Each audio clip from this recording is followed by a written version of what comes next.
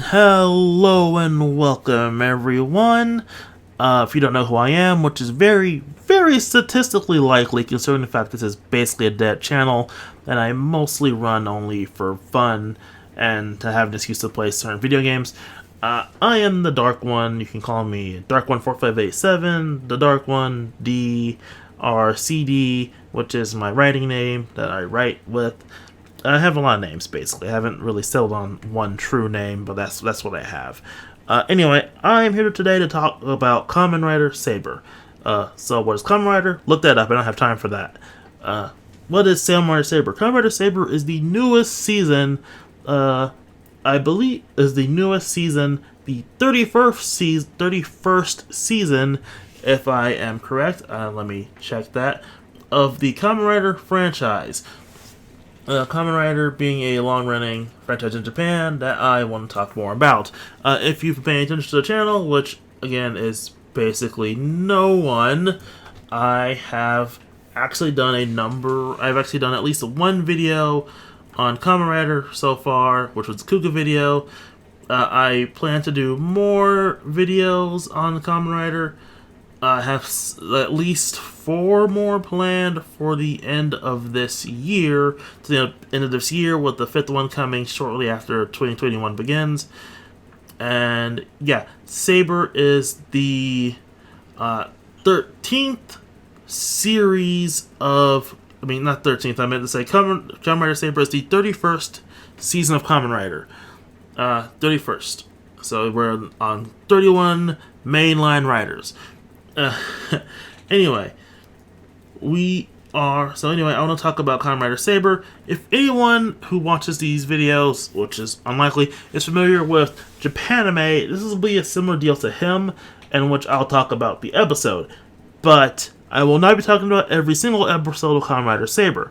I'll only be talking about episodes that are either plot important or are just interesting to me personally. Who knows, that might actually turn out to be every episode. I kind of hope it does, because I really do want to talk about Kamen Rider a lot more, because I like the series and I want to have more people to talk about it with. So far I only have one person. I want to talk to more people about Kamen Rider. Anyway, so we're going to be talking about Saber today, and give my opinions on the intro episode of this new season. I kind of wish I started doing this with 01, but that is aside the point for now. Let's talk about Saber. So, going in, we are introduced to Tassel, who is our narrator for the season. So narrators aren't a new thing. They've popped up a Kamen Rider before. He goes along with the whole motif of stories that this season is written around, of stories and books and all that kind of stuff. Tassel's design is kind of weird, because he's like a dude with this like green hair and this pink suit and this big goofy mustache. Like it's a design meant to be super silly, and it does work, but I wonder, like, is he super silly just to be a super silly narrator, or is there a reason for it? Like, is he like super important? Is he going to be a diegetic narrator who just happens to be narrating what's going on to the audience, like someone like DJ Suwaga from Kamen Rider Gaim? Or is he just going to be just a narrator? Like, he's not even in the universe, he's just, a narrator. We don't know yet, because episode 1, so we'll figure that stuff out hopefully sometime down the line, hopefully soonish, because I kind of want some context for this guy. Anyway, even if he doesn't get any context, weird design. Anyway, we are then shown a dream of our main writer, Tomo Kayama, which, Kayama, that last name sounds familiar. I have to look something up while I talk. But anyway, we're introduced to a dream of Toma's, where Toma is a little kid, and he's trying to save this girl from being sucked into this portal in the sky. This sky portal thing, and this is sky portal. It's not really like a sky portal. It's more like a book hole thing. I need to focus.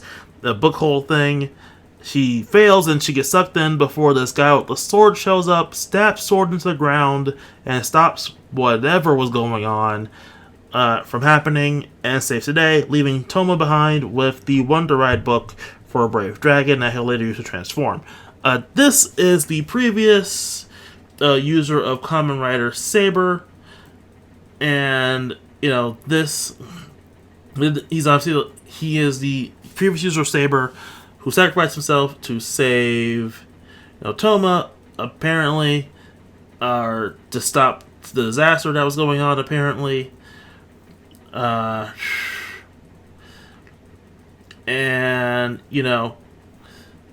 Toma has the book. He has no idea how to use the book, and it's just questioning why he even has a dream, as he has no memories of that incident or whatever's going on with it. And he suddenly stops doing that because some kids drop by because it's time for story time. One thing I'll say about this episode strongly points out that Toma likes kids. Liking children is standard for a Kamen Rider or Super Sentai protagonist, because these are kid shows meant to get kids to buy toys and whatnot, and do minorly help influence their behavior and stuff, make them be good people, that kind of stuff. But Toma's shown to really like kids. He has this little story time in his bookstore / potential house that he's working at. He's also a struggling writer. And he says he opened up the bookstore because he wanted to encourage the kids' imagination, which is admirable. But his editor says, I thought you opened up this place to be, because you don't make a lot of money as a writer. We're also clearly introduced to his editor, May, who drops in the middle of story time to basically tell Toma, hey, I need the manuscript, because he writes a monthly serial, and she's there to... He writes in the monthly serial, apparently, sort of like a manga, but without drawing. It's writing instead, and she's there to pick up this week's manuscript.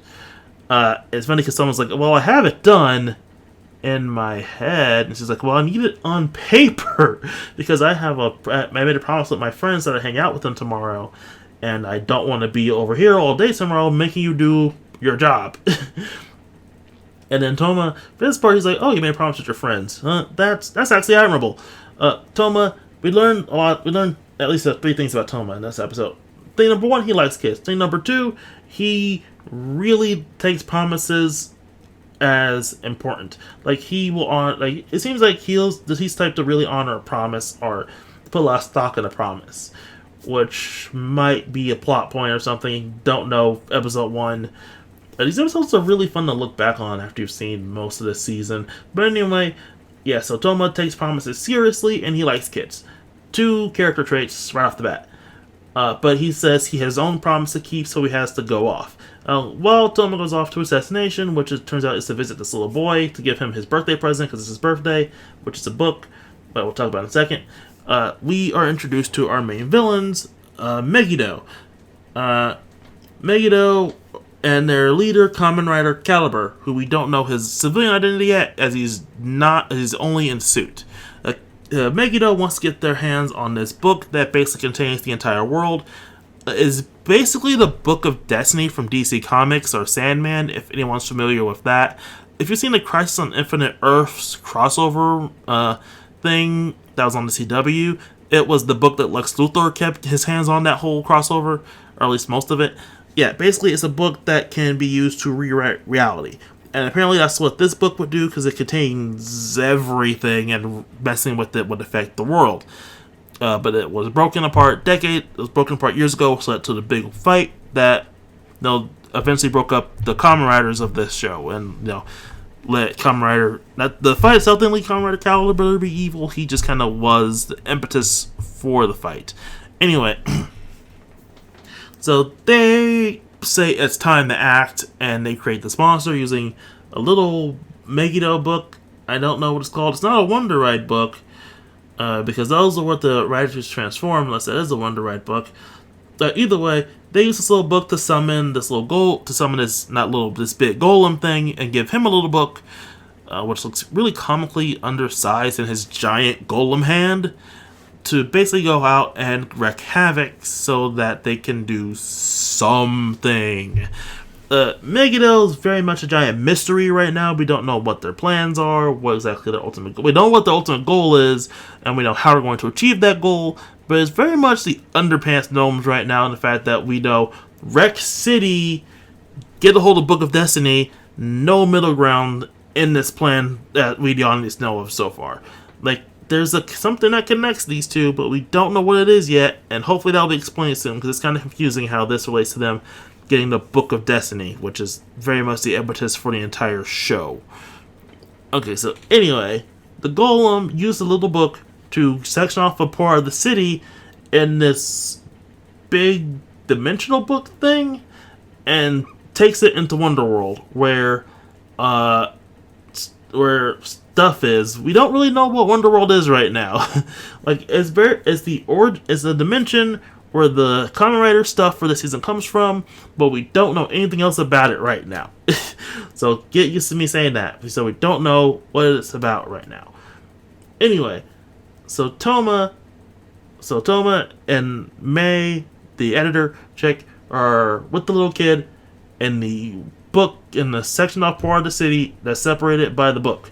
The kid's kind of worried because, he doesn't see his parents. I mean, he's a little kid, of course he'd panic a bit. But Toma calms him down, gives him his birthday present, and tells him, no, this is a story about a little kid who was also separated from his mother, who was a brave little boy because, his mother was crying and he had to be strong for her. And that was pretty sweet. Again, that's the moment that shows Toma's, he's a person who likes kids. So, he tries to console the little boy and promises, I will get you back to your family, and tries to figure out a way to do that.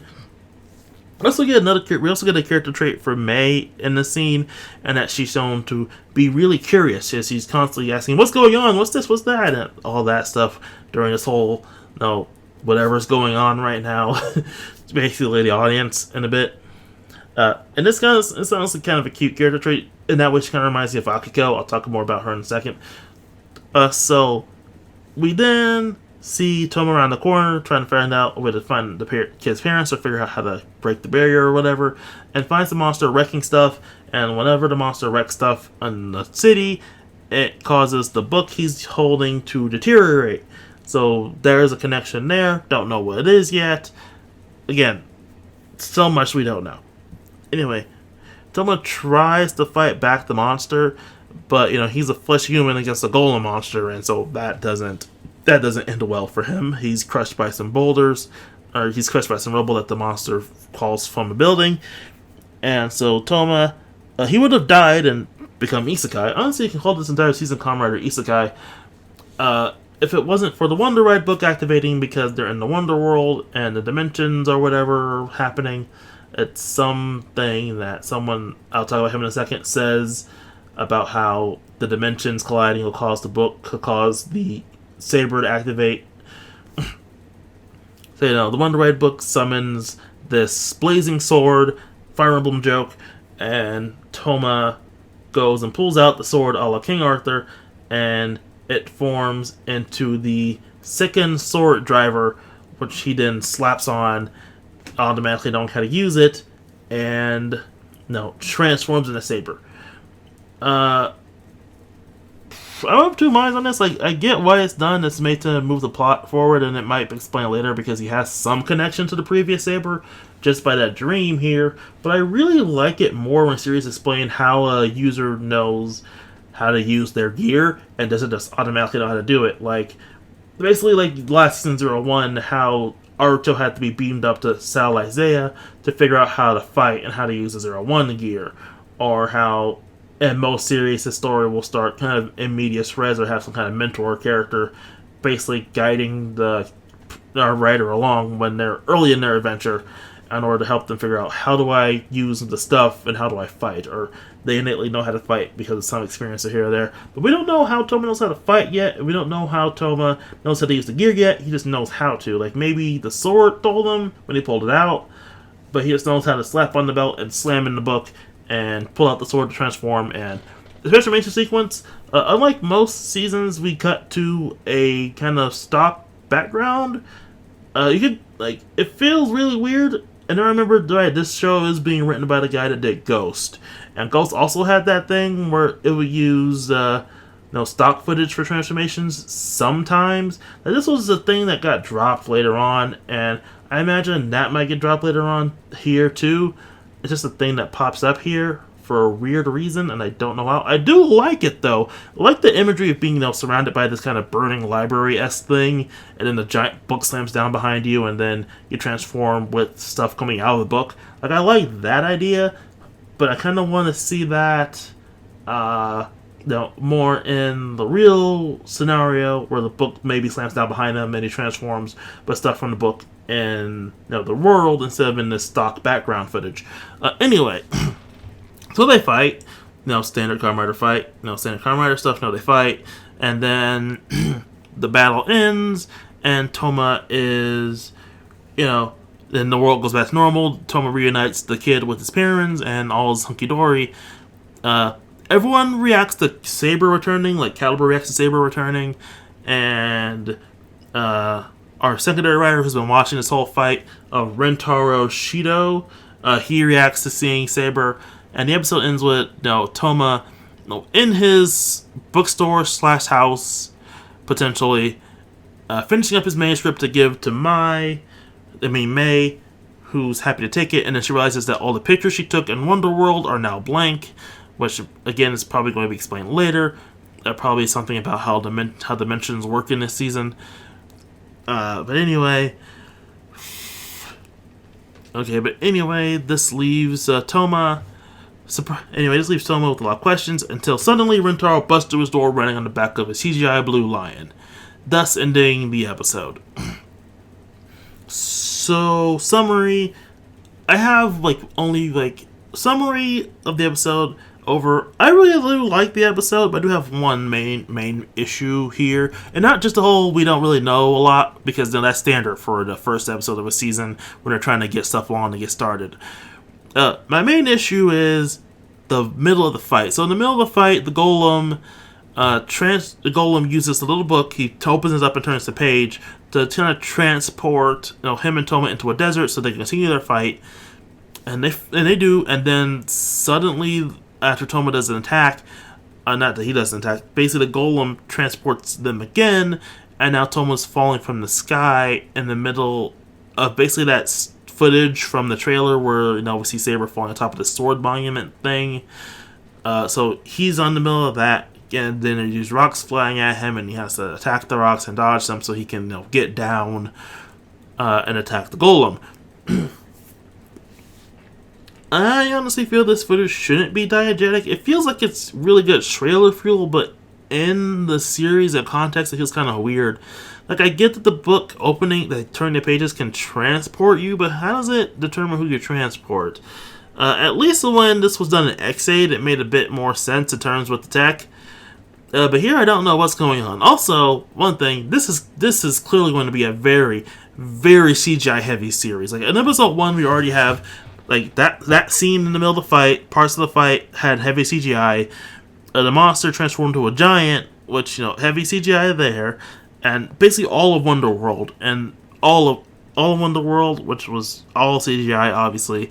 At least from the shots we saw were all CGI. And then we had the ending with Kamen Rider Saber, with Kamen Rider Blades, Rentaro walking into the shop on the back of a blue CGI lion, which is the transformation motif for the season. Now he has lions, and Toma has dragons. Interesting enough, Toma is very much a knight, and he's a dragon knight. You know what I'm saying here? That it's Ryuki. They're doing Ryuki again in a way, especially considering how many freaking writers are planned for this series already. Seriously, let's looking at the wiki article. But before episode 1, we're on episode 1, and we already have 6 writers planned for the season. 6 writers. Zero One ended up with a ridiculous number of writers towards the end of the series, but that series started off with only 5, and it ended up with, I don't know how many, I'll have to go back and count. But we're starting off with 6, and if we go the 0-1 route and have a shit ton of writers running around, we might be able to cross the Ryuki 13 writer threshold very easily, which is kind of a scary thought, in all honesty. Anyway, aside from that little bit, this is fine. Oh, one thing I will mention is that This series has an ED. We don't. It's been a while since we've had a Kamen Rider series with an ED or ending song, or ending sense, ending sequence. Anyway, also speaking of dancing, which I offhandedly said a second ago, there also is a little dance number in the ED, which is very Sentai-esque. Because if you watch Super Sentai, you know that basically every Sentai ED is the cast dancing along to the ending theme. Which, it's fine. It really depends on the series. And like it really fits with the current season because this is a really happy, high energy season. But for certain seasons, I feel it might be a bit weird to suddenly, go to the happy dancey song after some stuff. That's probably gonna be weird for this season too, because this is I'm gonna call this a really super happy dancey song, but it's still supposed to be a happy dancey song. And I feel this is going to be really weird if some major plots happen, and then we just cut to the happy dancey song. That might be some tonal whiplash right there. Gonna break some kids' necks with that. But I do like the song itself. The song is actually pretty good. The OP song is also really good. Haven't seen the OP visuals yet. Probably will see that next episode. But yeah, this series has an OP and an ED, and it's honestly pretty good, at least from what I've heard of them. Anyway, on to our characters. So we really only know two of our characters so far, Toma and a little bit of May. So Toma himself, he's fine. It's episode 1, so we don't really know a lot about him, but we know enough to start rooting for the guy. We know he's a friend of kids, he's a struggling writer who has a bookstore, and he's being hounded by his editor to finish his goddamn monthly serials. And then we have, May, who is his editor, and has to yell at him about finishing his goddamn monthly serials. I like saying that for some reason. May herself is entertaining. Like, she's shown to have a strong personality. Again, she reminds me of Akiko from Double, but post-development Akiko, after she got over most of her stuff. Not pre-development Akiko, who's kind of legitimately bad, and you only look at fondly in hindsight because this is what Akiko grew from. Anyway, no idea if May will go that route, because that would involve her having a romance secondary writer. Speaking of Rentaro, he's here. He doesn't really do anything because he really can't, because this is supposed to be the intro for the main writer. So he's basically just sitting around waiting to kill.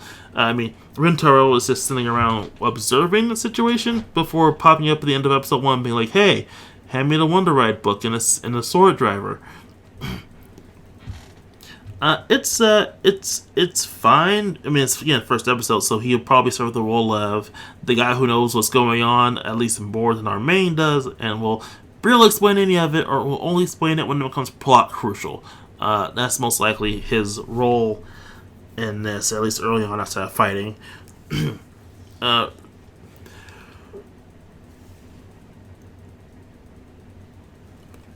That's that in terms of that. Toma himself, fine. Again, we don't know a lot about him so far, so he might pick up a bit more later in the series, but right now he's fine. May, also fine. We do get to know a lot about her.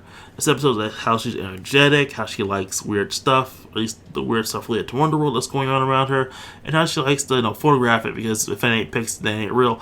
As she photographs it to share with her friends. I think that's what the translation stated.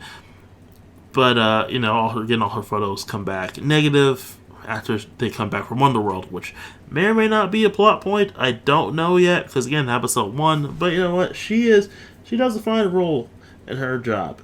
A fine job in her role of being the Kamen Rider girl, being this kind of sort of boundless thing of energy.